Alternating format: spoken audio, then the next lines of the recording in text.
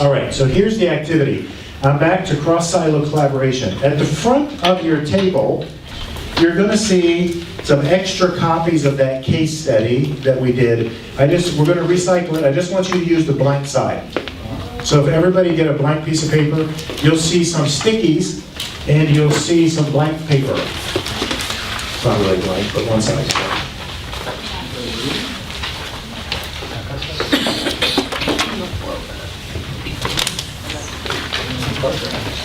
So the activity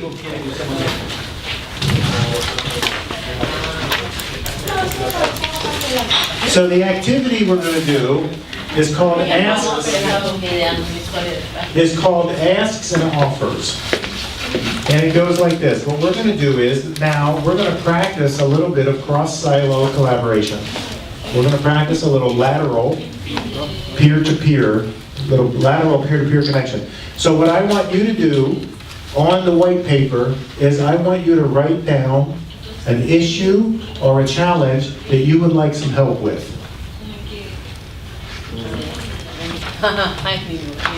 Why are you laughing? I could be very sincere about this.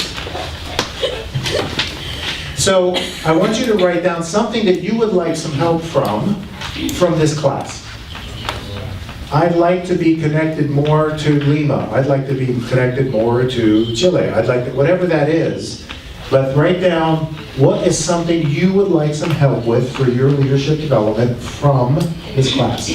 So mine, you'll see, says, I need help with my Spanish. I'm only half joking. So I want you to write down something you could use some help with, and then in about 3 or 4 minutes, we are going to go into the lunchroom, and you're going to tape your question up on the window. You with me so far? And as we go in there with your question, you're going to take some of these with you. And then we're going to do, as a class, we're going to do a gallery walk. We're going to go and look at the questions, and then if you can offer some help, you put down an answer and you stick it on their paper. Is the process clear? It's called asks and offers. So you are going to make an ask. I could use some help on help improve my Spanish. Connect me more with Project Phoenix. Help me understand the market in Chile better. Whatever that is. And then we're all going to take a walk around the room and look at the questions and see if we can offer some help. A connection, a book, somebody, an idea. Come call me. But any little bit of help will make a big difference. Is the task clear? It's going to be fun. It's going to be fun.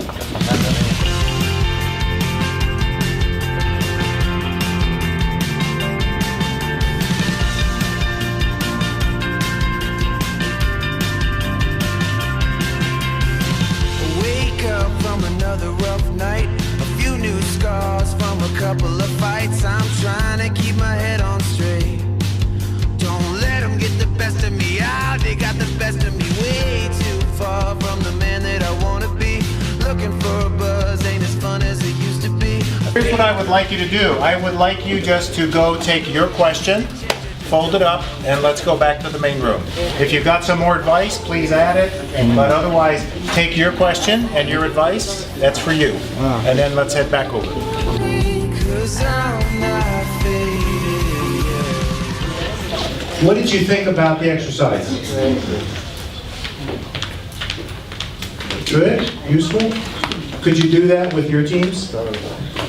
When you think about cross-functional team working or cross-functional team meetings, when you want those teams to connect across by themselves more, a little exercise like this, which is asks and offers, gets you a lot of support and structure. Right? It's a quick way for them to start relying on their peers or for their cross-functional kinds of connections and relationships. So can you imagine we're getting close to the end of day 3? So if somewhere in your head you're thinking, already? Or you're thinking, finally?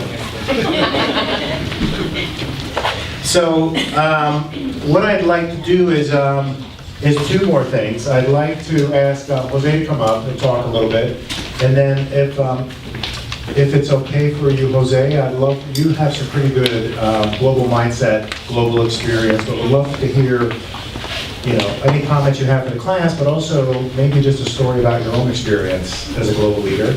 And then when Jose's done, as sort of doing the wrap up, I'm going to keep you all here for about 20 minutes, and we're going to talk about how do we convert insight to action? How do we convert the things we've learned over the last few days into action? With you, sir. ¿Qué tal? ¿Cómo están? Más o menos me han contado un poquito de qué están hablando y en verdad yo también he pasado por este curso porque lo hicimos como comité de gerencia era unos 3 o 4 meses, de ahí obviamente lo hicieron los directores y ahora ustedes. Y me pidieron que reflexionara un poquito sobre mi experiencia en cuanto a los temas que han estado viendo, ¿no? Y traigo dos grandes reflexiones. La primera específicamente sobre el tema de Global Mindset y liderazgo en un entorno global, ¿no? Rápidamente, antes de darles mis reflexiones, les cuento un poquito mi carrera. Yo empecé trabajando en banca en Nueva York. De ahí me fui a consumo masivo en Puerto Rico, viendo mercados hispanos y de Estados Unidos y el mercado de Puerto Rico. De ahí me fui a vivir a Cincinnati, donde primero vi un rol global, viendo la marca Pampers para todo, innovación de la marca Pampers para todo el mundo, ¿no? Viajé mucho a Europa, a China, a Japón. De ahí vi un rol regional en Norteamérica, tenía Estados Unidos y Canadá a mi cargo. Luego me fui a Suiza, estuve un par de años en Suiza, tenía Europa a mi cargo y también parte global, ¿no? Tenía Latinoamérica también a mi cargo cuando estuve en Suiza y veía ahí las toallitas, los wipes de Pampers.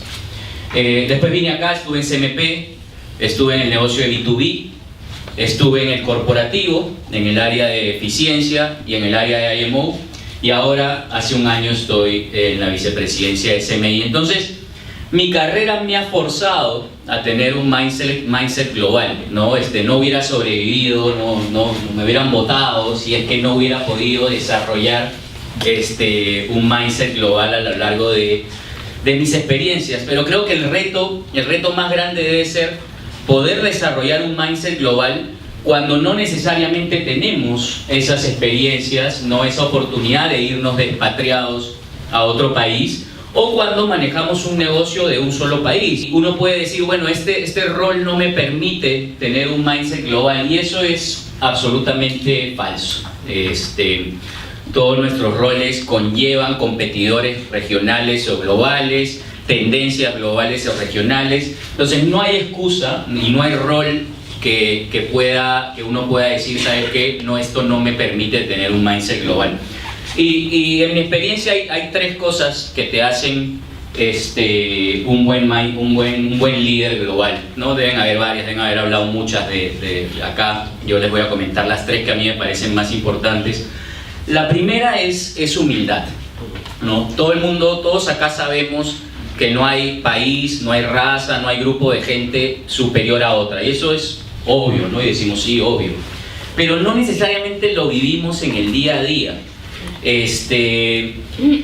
Cuando yo estaba en Procter, por ejemplo, la verdad es que la gente de Estados Unidos sentía que hacía las cosas mejor que la gente de otros países. Y no solo los de Estados Unidos, pero específicamente los marqueteros de Estados Unidos, los más arrogantes de todos, ¿no? Y se sabía que el marquetero de Estados Unidos era insoportablemente arrogante, ¿ya? Acá en Perú nos pasa también. La verdad es que la gente, generalmente la gente de Perú y de algunas áreas en específicos no tienen esa humildad cuando trabajan con los países, ¿ya? Y lo vimos, y a veces sí hay una parte que tiene razón. O sea, Perú es el país más exitoso de alcohol porque se hacen ciertas cosas de una manera, pero si uno va a tratar de implementarlas a otros países sin humildad, generalmente no lo va a conseguir, ¿no? Cuando a mí me pasaron al área de eficiencia, lo primero que yo hice fue me reuní con 40 directores y gerentes ejecutivos y lo primero que hice fue preguntarles si había ineficiencia en la empresa, ¿no? Y todos me decían, sí, claro, hay ineficiencia en la empresa. O sea, qué bien, ¿en qué área? Entonces, los técnicos me decían que los comerciales, ¿no? O sea, los descuentos, no sabes cómo gastan la plata en descuentos, en marketing, no sabes cómo botan la plata en marketing. Y yo, pero en tu área ahí, no, mi área no, si vas a mi planta es que no hay una sola persona ahí, hay cero ineficiencia. Y cuando hablas con los comerciales es al revés, en supply no sabes cómo, no, qué ineficientes que son, ¿no? ¿Y tú tienes ineficiencia? No, yo, ya me falta PPM, ¿no? Entonces, eso es un poco falta de humildad, pero en realidad es lo que pasaba. Me pasó en 40 de 40 entrevistas. Todo el mundo me dijo que hay ineficiencia en Alicorp y nadie me dijo que en su área había ineficiencia, pero en las otras sí. Entonces creo que eso es parte, la humildad es clave para desarrollar un mindset global. El segundo gran tema es curiosidad. Yo empiezo todas mis mañanas, los que llegan temprano y me ven a las 7 de la mañana, empiezo mi mañana, me sirvo un café, leo gestión, de ahí me meto al internet, leo El Deber de Bolivia, de ahí leo El Comercio de Ecuador, de ahí leo La Nación y Clarín de Argentina y de ahí leo O Globo de Brasil, ¿no? Con el poco portugués que he aprendido en estos últimos meses más o menos me entiendo. ¿Y por qué lo hago? Porque no puedo ser un buen líder en los países que lidero si no conozco la realidad política, económica, social que está viviendo el país.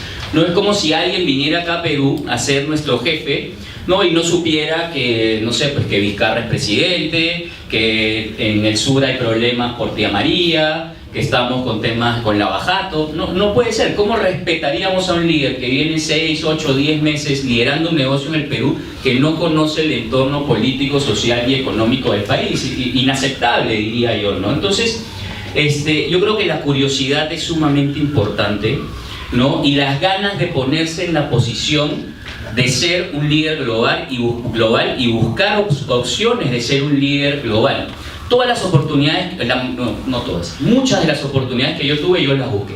Yo quería trabajar en Nueva York, yo quise ir a los headquarters, ¿no? Aunque sea un pueblo medio aburrido, quería tener la experiencia de trabajar en headquarters y por eso me fui a Cincinnati. Yo quise vivir en Europa y me fui a Europa. Después quise venir acá al negocio de SMP.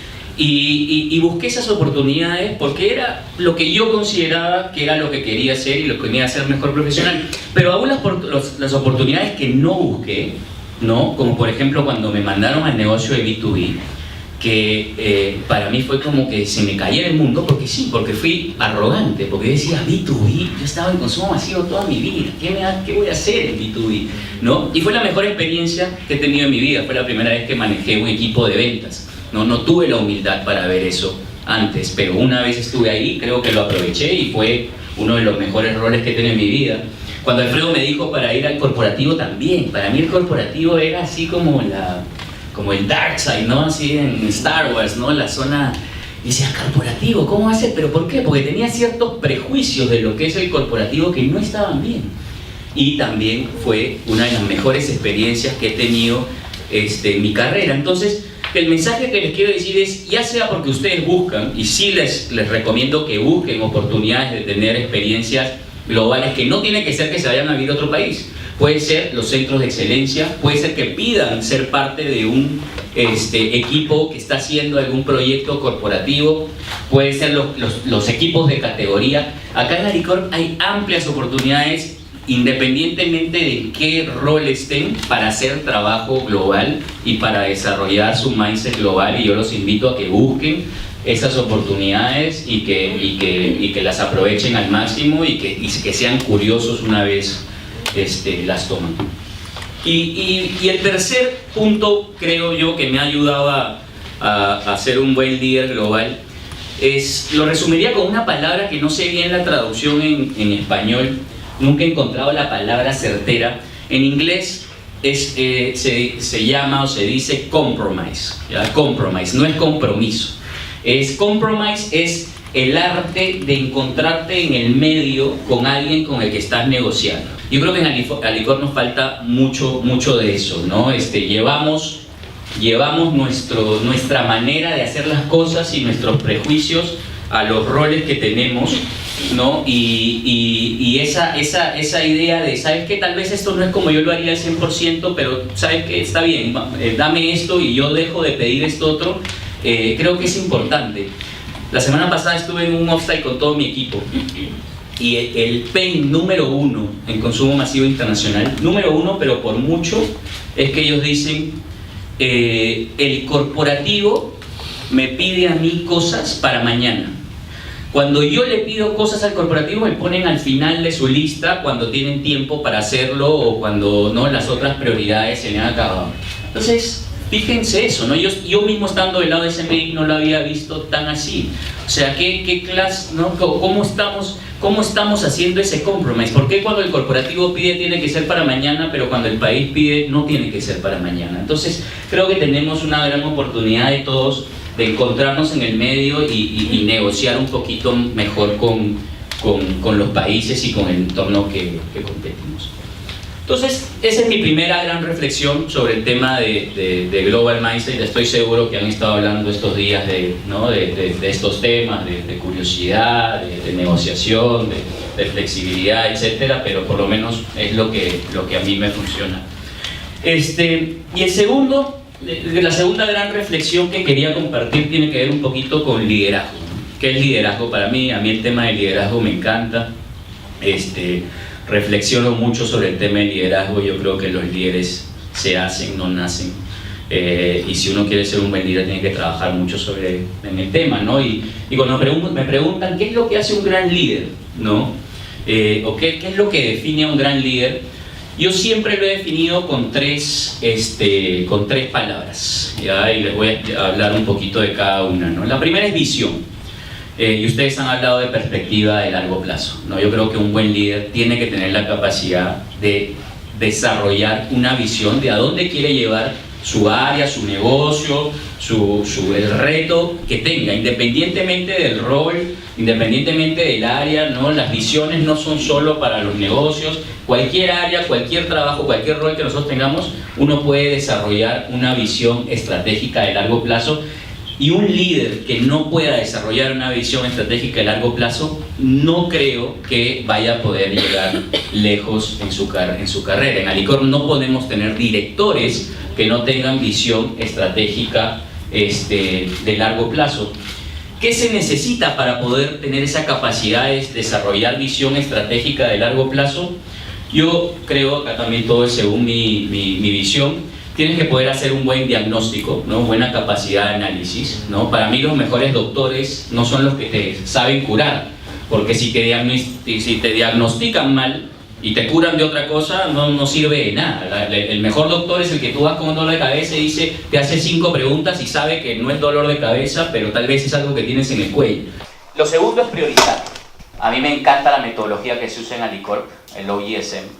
Que es la metodología de planificación estratégica. El OISM, yo personalmente lo vengo usando desde el 2004, 2005. Es una herramienta que me encanta, que la usaba antes de que se usara en Alicorp y que todos ustedes la pueden usar. El OISM no es solo para Alfredo. El OISM es una herramienta estupenda para que ustedes, para ayudarlos, porque el OISM no los ayuda a ser estratégicos, pero sí es un framework, ¿no? Les da un template que los puede ayudar a priorizar esa visión estratégica que tienen ustedes de su área o de su responsabilidad, ¿no? El OISM te obliga a ser bien conciso y escoger esas 3 o 4 o 5 prioridades o estrategias que te van a ayudar a atacar lo que quieras atacar. Una estrategia, un plan estratégico que tenga 7, 8, 9 prioridades no es estratégico, lo digo desde ahora. 3 a 5 prioridades estratégicas, eso es estrategia. Y cuando hagan sus estrategias, les recomiendo que al costado pongan qué cosas no van a hacer, ¿no? Si las cosas que no van a hacer son menos que las cosas que sí van a hacer, está mal la estrategia. Las cosas que no van a hacer tienen que ser mucho más que las cosas que sí van a hacer. Eso es estrategia. Entonces los invito a conocer la metodología del OISM si es que no la conocen ya y que la utilicen, o hay otras metodologías, esa no tiene que ser. Pero bueno, creo que la priorización es importante. Y lo tercero, para tener buena planificación estratégica, creo que es la comunicación, ¿no? tanto escrita, ¿no? Poder armar un OISM conciso, interesante, que enrole a la organización y a sus equipos, como poder presentarla oralmente para que sea algo que la gente quiera seguir y quiera seguir siendo parte de eso, ¿no? Entonces, pero bueno, visión como primer punto clave para ser un gran líder. La segunda cosa que para mí define un gran líder es decisiones. Una persona que pueda tomar decisiones. No sé cuántos de ustedes han tenido jefes que les cuesta tomar decisiones, que no pueden tomar decisiones, que se estresan a la hora de tomar decisiones. No hay nada más frustrante para mí que un jefe que no pueda tomar decisiones. Que te pide el plan B y el plan C por si el plan A sale mal, y si el plan B sale mal quiero tener el plan C, y si no el plan D. Para mí es ultra frustrante, ¿no? Entonces creo que un líder tiene que sentirse cómodo tomando decisiones, ¿no? Para mí, por lo menos, la parte que más me gusta de mi trabajo es tomar decisiones. Y es... Acá en Alicor yo no entiendo por qué la gente no le gusta tomar decisiones, ¿no? Yo tengo un dicho, los que trabajan conmigo saben que es pidan perdón, no pidan permiso, ¿no es cierto? Entonces, pidan perdón, no pidan permiso, tomen decisiones. Ustedes son gerentes ejecutivos, ustedes deberían estarle consultando menos de un 5% de sus decisiones a sus jefes, menos de un 5%, te lo digo, ¿no? Yo, por ejemplo, yo lidero el área internacional, yo no apruebo una subida o una bajada de precios, yo no apruebo un comercial de televisión, a veces me los pasan cuando ya están al aire. Yo no apruebo un brief, ¿no? ¿Por qué? Porque cuando yo era gerente, como ustedes, cuando yo era director, yo no quería tener que pedir 2 niveles de permiso. Algunas veces pedí perdón, ¿no? Porque las cosas no salen bien. Pero acá siento que en Alicor pedimos demasiado permiso. Tomen decisiones, ya ustedes llegan 10, 15, 20 años de carrera, no deben estar pidiendo permiso para tomar decisiones a sus jefes. De verdad les digo, no tengan miedo de equivocarse, no tengan miedo de fallar. Que yo sepa, a nadie hemos votado por tomar una decisión equivocada. Y si su jefe sienten que no le da esa libertad, ustedes búsquenla, ustedes pídenla. La vez que a mí no me dieron la libertad para tomar jefe, yo le llevé a mi jefe una matriz de decisiones. Le dije, ya, acá está. Mi primer jefe acá en Alicor. Esta es la matriz de decisiones, quiero sentarme contigo, ¿ya? Yo quiero tomar estas decisiones y tú tomas estas decisiones. Plan de precios, 5%, debajo de 5% la apruebo yo, si es más de 5% ya la apruebas tú. ¿Estás bien? No, no estoy bien, ya, ok. Negociamos, ¿no? Brief de tal cosa. Entonces, hagan una matriz de decisiones y dense la libertad de tomar decisiones, porque después, ¿no? A medida que uno crece en su carrera, cada vez tiene menos ayuda, ¿no? de sus jefes, ¿no? Yo puede pasar 3, 4 semanas que no veo a Alfredo, no hablo con él. Si yo no me sintiera capacitado de poder tomar decisiones, estaría ya en el hospital, no sé dónde. Entonces, y cada vez uno en la carrera uno va teniendo menos feedback, menos oportunidades de imponer cosas con su jefe. Entonces, este tema, tengo mucha pasión sobre el tema de decisiones, ¿no? También cuando mis equipos me traen a veces algunas cosas, me dicen, José, ¿quieres que te enseñe eso? Le digo, mira, el problema es que si me lo enseñas y ahí yo te hago un comentario, ahí probablemente lo tengas que hacer, ¿no? Entonces mejor no me lo enseñes, ¿no? Porque ya te parece que lo tuvieras listo, y es verdad. Entonces tengan cuidado y busquen tomar decisiones. No hay nada peor que un líder que tiene miedo de tomar decisiones. No hay nada más bonito y no hay nada mejor que un líder que le gusta tomar decisiones, ¿no? Y a veces van a llegar a su casa en la noche y van a decir, no tengo la menor idea si esta decisión estuvo bien o mal, ¿no? Pero normal, ¿no? No pasa nada al final, ¿no? La idea es tomar las mejores decisiones en el 60%, con 60-70% de las veces que tomes buenas decisiones te va a ir bastante bien en tu carrera, ¿no? Pero bueno.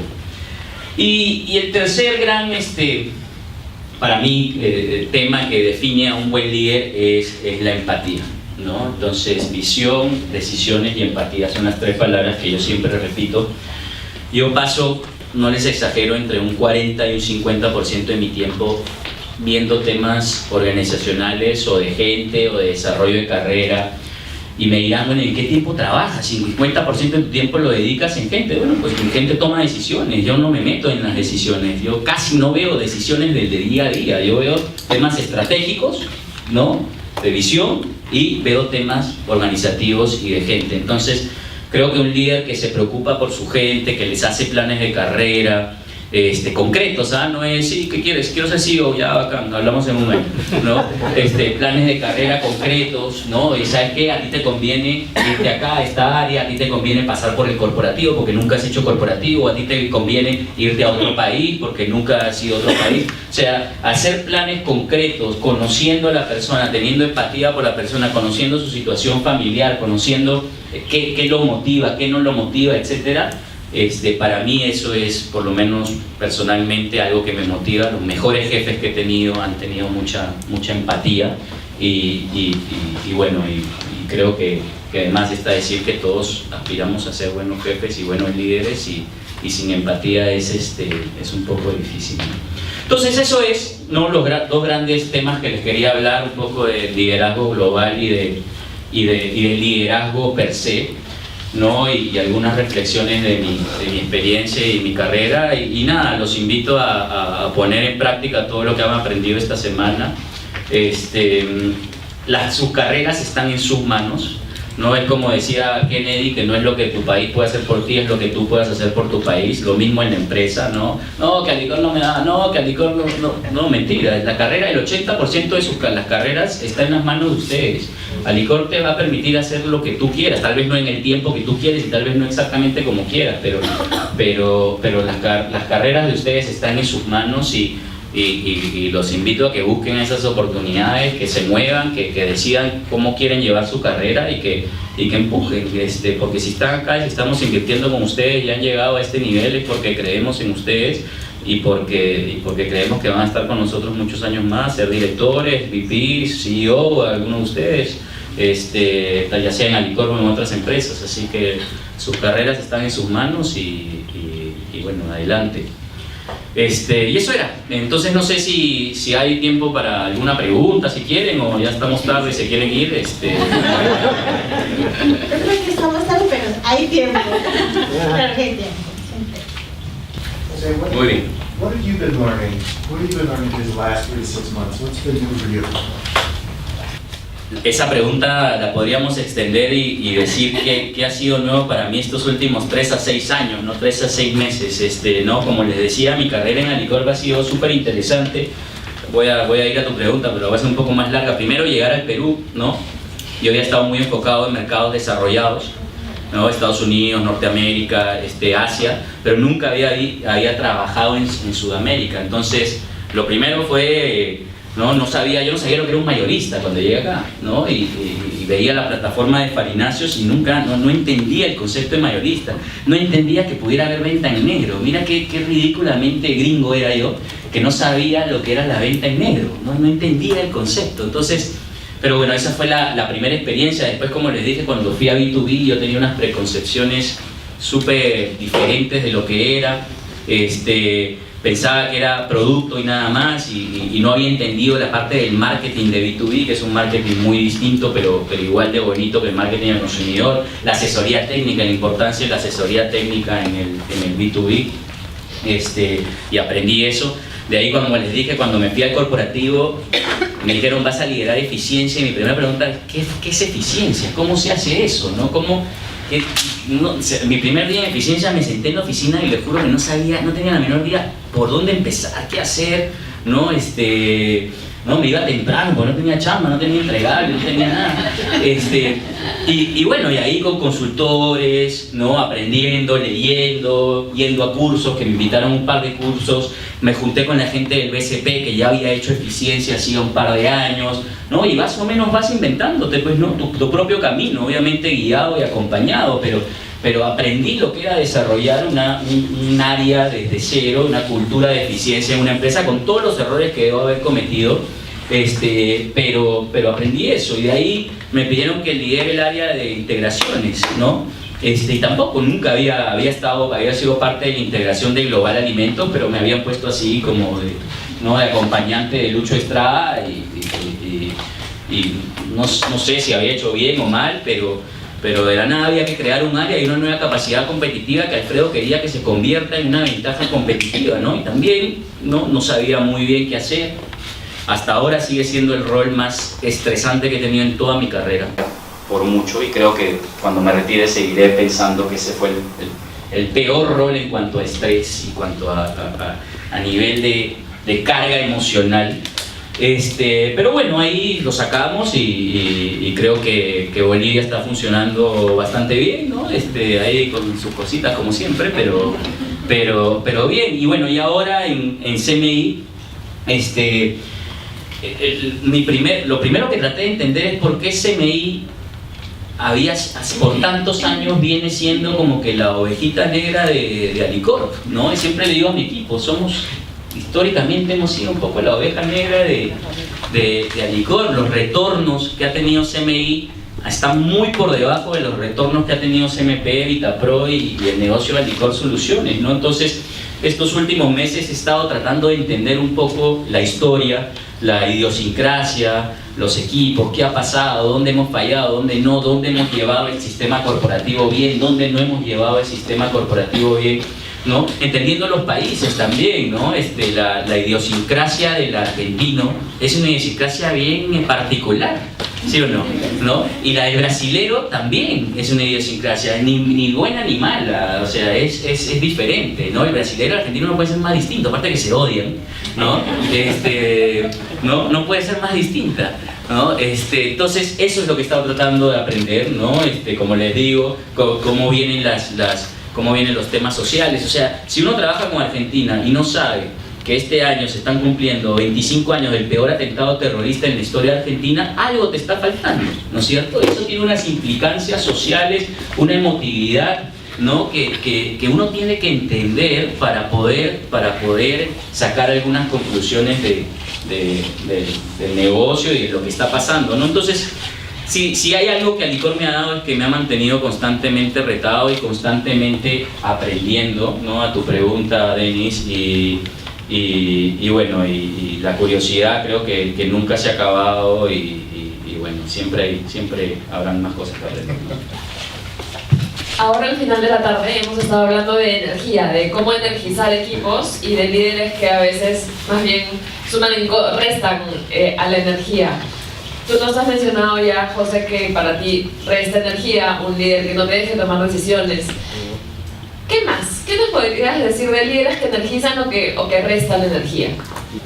La confianza en ti es lo más importante, ¿no? Sentir que un jefe confía en ti, está relacionado al tema de tomar decisiones, pero confía en tus decisiones, confía en tu manera de hacer las cosas, creo que es lo que más suma y lo que más gana energía. Lo otro es el balance, ¿no? A mí por lo menos me gusta tener jefes balanceados. Yo cuando veo a un Alfredo, por ejemplo, que es una persona muy balanceada, ¿no? Alfredo no lo ves a las 8, 9, 10 de la noche acá en la oficina, ¿no? Alfredo es una persona que hace ejercicio, come bien, cuando traiga en la chamba le mete a 1000 por hora, pero cuando está afuera viaja, se divierte, tiene tiempo para sus hijos. Eso a mí me motiva porque sé que puedo ser igual y yo soy igual, ¿no? A mí tampoco nunca me van a ver en la oficina a las 7, 8, 9 de la noche, ¿no? Mi primer jefe, cuando tenía 20 años, me dijo: yo nunca voy a estar acá después de las 5:30 porque yo me siento a las 6 a cenar. Era gringo, ¿no? Los gringos comen a las 6. Yo también como a las 6. Almuerzo a las 12 y ceno a las 6, ¿no? Ceno a las 6 con mi familia, y para mí eso es sagrado. Me puede estar llamando el CEO de Procter, pero yo de 6 a 6:30, 7 ceno con mi familia, de ahí pongo a mis hijos a dormir, y si a las 8 me tengo que conectar, me conecto desde mi cama y trabajo. Y a mí en ese momento como que no lo entendí porque tenía 20 años y no tenía hijos, pero se me quedó grabado, ¿no? Y bueno, entonces jefes con balance para mí es algo clave, balance de vida y balance de trabajo, con los que puedas salir, ¿no? Después del trabajo a tomarte una cerveza, hacer una actividad de equipo, ¿no? Y hablar de otras cosas que no sean trabajo, y para quienes la cultura sea tan importante como la chamba, ¿no? Uno viene a trabajar acá, yo no sé cuántos de ustedes, si mañana se ganan la lotería y se ganan 15 millones de dólares, ¿cuántos seguirían trabajando acá? ¿No? Probablemente varios dirían: ¿sabes qué? No, ya con 15 millones de dólares, ¿para qué? ¿No? Entonces, si uno parte de la premisa que uno viene acá, ¿no? Porque tienen necesidad de que sus hijos vayan al colegio, a la universidad, lo menos que podemos hacer los jefes es hacer el ambiente bonito, ¿no? El hacer el ambiente adecuado para que la gente quiera venir a trabajar, ¿no? Entonces, nada, no sé, son cosas más soft, te diría, pero también hay cosas hard como lo que hemos hablado de la confianza, la toma de decisiones y que te empoderen que tu jefe te empodere para tomar decisiones.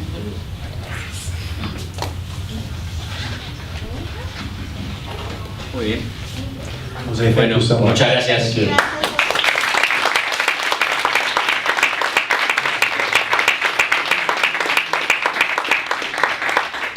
Muchísimas gracias porque sabemos también, así como eres balanceado, igual en el tiempo que estás súper productivo y con una agenda bastante desafiante, pero de verdad que lo valoramos muchísimo. Back to you, my friend. It's the home stretch. You're almost there. You can smell the end of the day coming.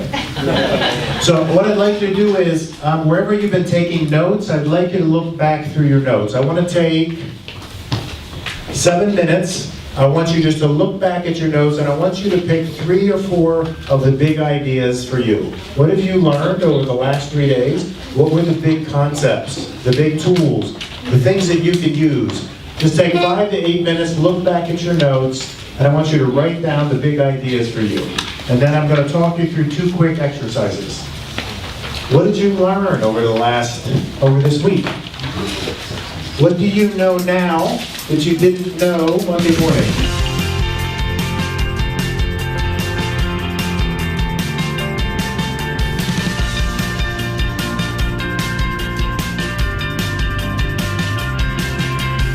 How many things can a person work on at one time? Yeah, 1 or 2. 1 or 2. Turns out there's some gender difference. But guys can only work on 1 thing at a time. So, and I'm only half kidding. So if you look at the research, you'll see many times, generally, women are parallel processors. Their brains are wired that way, so they can track many lines of logic at once, at the same time. Men tend to be linear processors, and so when you're in mixed groups of men and women, you'll hear the men saying, but how does it end? How does it close? Because they have to see it to the end, and women can actually track the logic lines across several lines. But as a rule, 1 or 2 things. So if you have a long list of items, I'm going to ask you to prioritize. What's on top? What's the top thing on the list? Because you need to make progress on it and then pick another one. But the chances of you progressing 5 things at once, very small. So this is true for me when I'm talking to you. This is true for you when you're talking to your teams. While you've been away, when you go back, you should be saying the same thing to your teams. What did you learn? What did you learn while I was away? Then we're going to convert that to an objective. So what are you going to do about that? What does that mean? How will you convert that? So, and then we're going to say, and if you learned several things, how will you prioritize? What's on the top of that list and why? And then we're going to talk about this idea of how do you create a web of accountability? How do we make sure people default towards change? So for you, first step of synthesize is what did you learn over this week? Same question should be what you take back to your team. What did you learn this week while I was gone? Make them say it, make them write it down. Do you remember why I asked you to write things down? 60% more likely to do something with information that you can get people to write down in their own words. So, same thing's true for your teams. The second step then is convert it to an objective. Because right now, if I were a betting man, I'd bet 80% of you have good ideas, not objectives. It's a good idea. I want to improve the teamwork in my team. I want to get a better collaborative network in place. I want to get some stronger decisions in for this project. But it's probably not yet an objective. So step 2 is look at your list and see if you can complete this sentence. So pick an item on your list, and the sentence is this. The changes that I want to see in my leadership are, fill in the blank. So if you look at number 1 on your list and you can't fill in the blank, it's not an objective yet. The changes I want to see in my leadership are what? With regard to the first item on your list of good ideas. I want to see what in my leadership.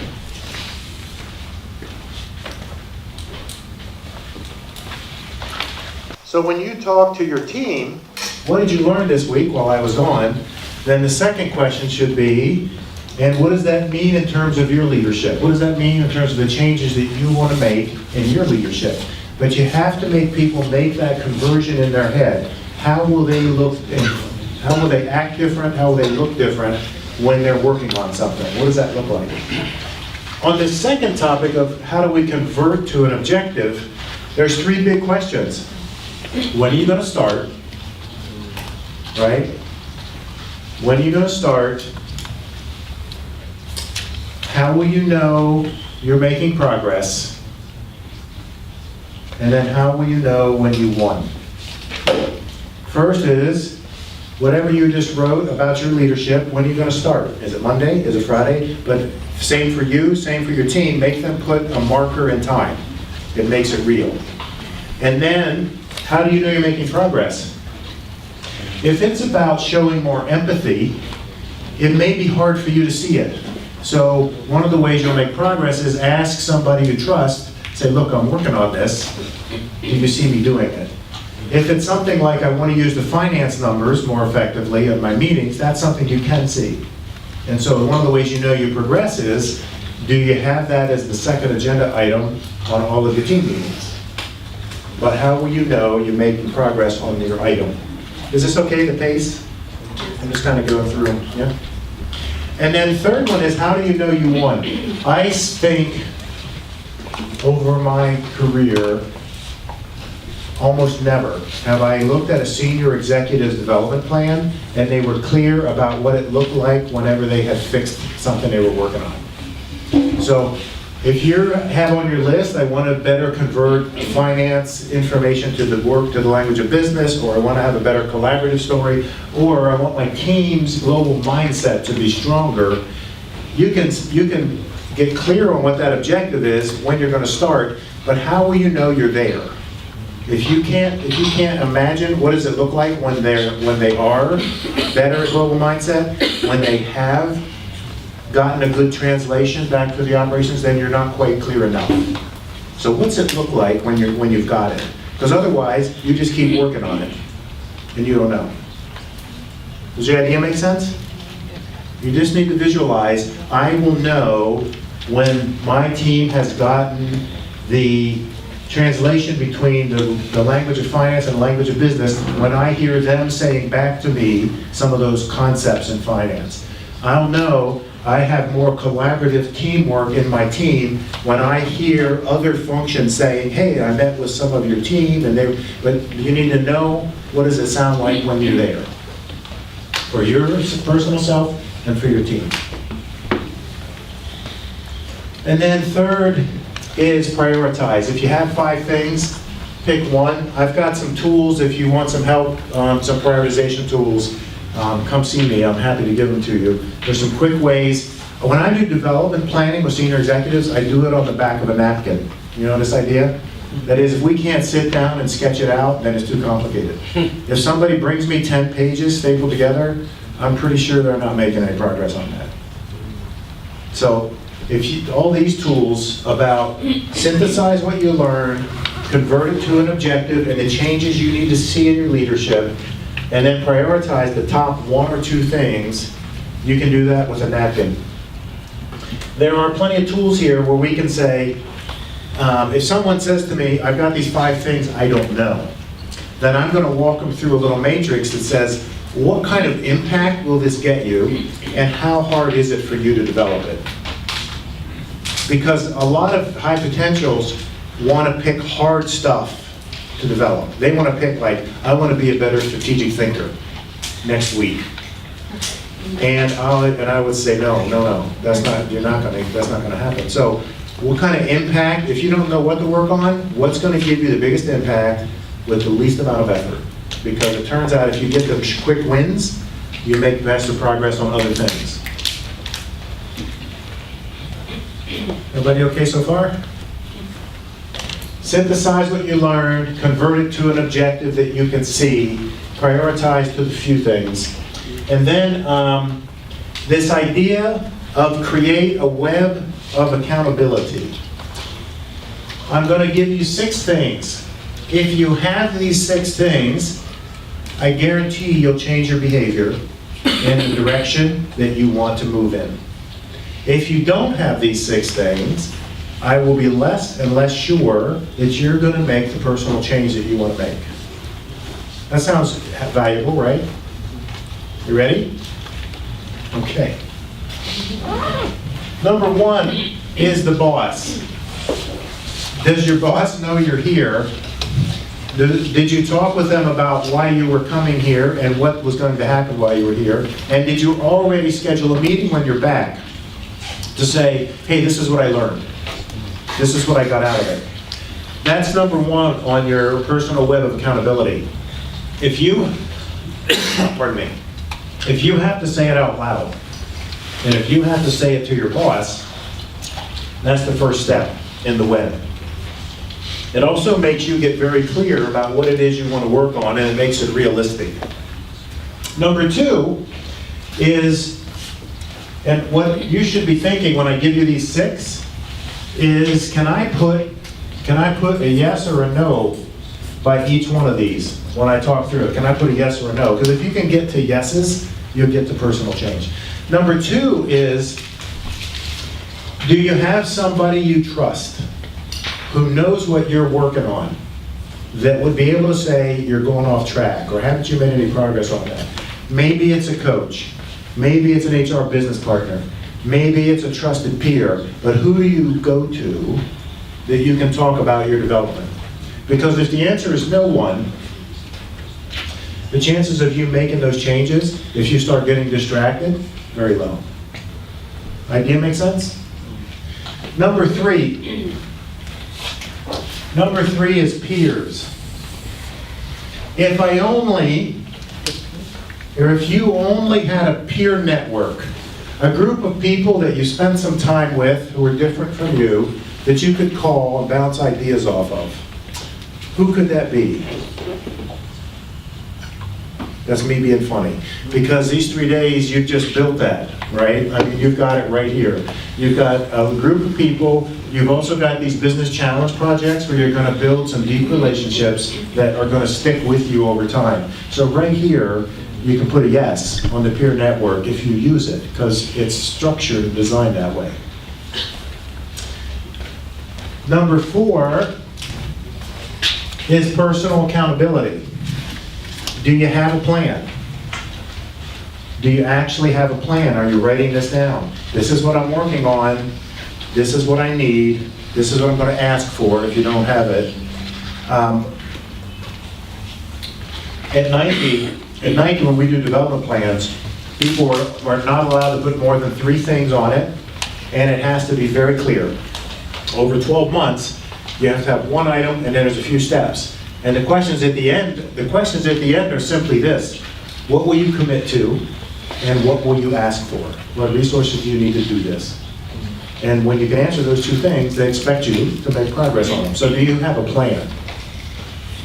That's the personal accountability piece.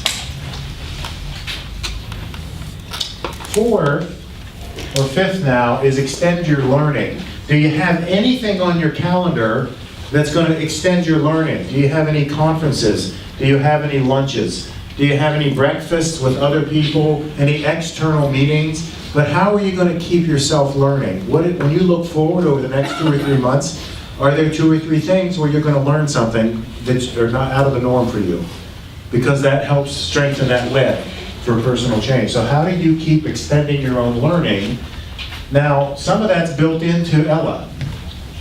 You've got the business challenges to help you continue. You'll have some master classes and follow-on webinars. So some of that's structured for you, but it's probably not all you need.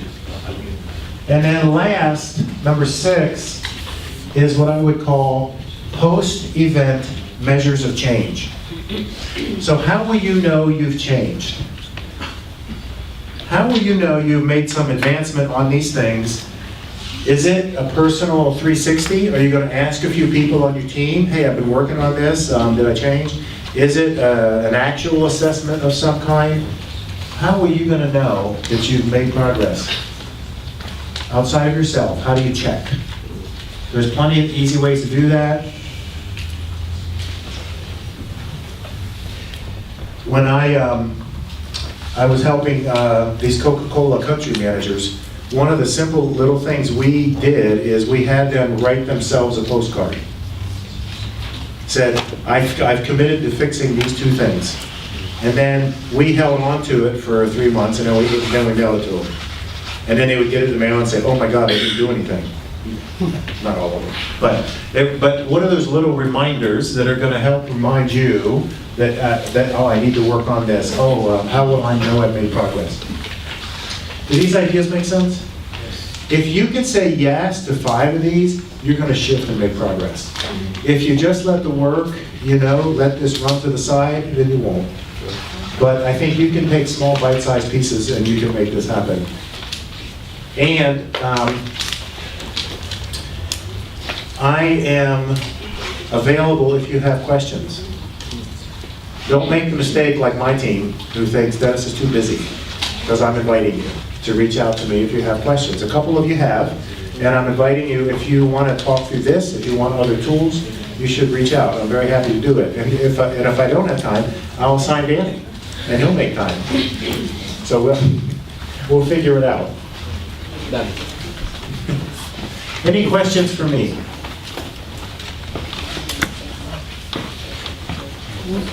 Ya para cerrar, quisiéramos terminar la sesión de hoy, bueno, en general los talleres, con una pequeña actividad en la cual quisiéramos que nos compartan en esta pared, ¿no? Escribiendo cuál es el aprendizaje que me llevo a los talleres que va a generar el mayor impacto personal, ¿no? De toda la reflexión que hemos visto con Denis, cuál es ese aprendizaje que va a impactar más en nosotros. Entonces acá les vamos a dar plumones de colores para que puedan ir pasando y dejando acá su aprendizaje. Y después nos tomamos una foto grupal y ya se pueden ir. Un aplauso para Denis, ¿no?